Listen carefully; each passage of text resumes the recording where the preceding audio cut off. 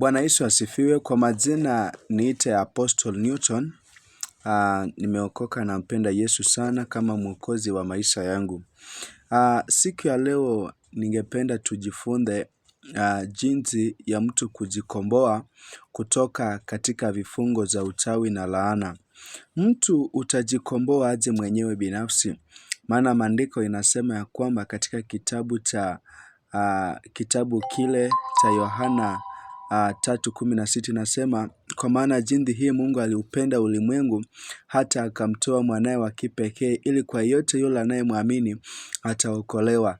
Na siku ile ukaona kipofu Bartholomayo alimwendea Yesu mwenyewe akasema, Mwana wa Daudi unirehemu. Hapo ndipo Yesu akamsamehe na kumponya. Sasa kuna hatua wewe mwenyewe unaweza chukua ya kumtafuta Mungu mwenyewe bila kupitia kwa mchungaji, bila kupitia kwa mtumishi, na unashtukia shida zako zote zimeisha.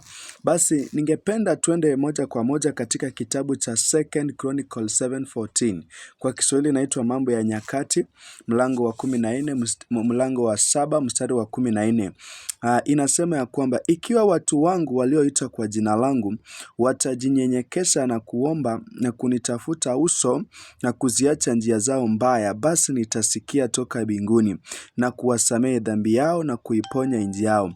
Basi pale Mungu anatuonyesha ya kwamba wewe mwenyewe unaweza mwendea Yesu kapona, lakini kuna hatua ambazo anakupitishia ili ukaweze kupokea uponyaji. Maana alisema ikiwa watu wangu walioitwa kwa jina langu, yani sisi wa Kristo tuliitwa kwa jina la Kristo, tutajinyenyekesha, yani ukuwe mtu wa kunyenyekea na kukubali ya kwamba Mungu ni muweza, anakushinda. Yani unanyenyekea kabisa, yani mwenyewe unajidharau, unasema Mungu ndiye anaweza.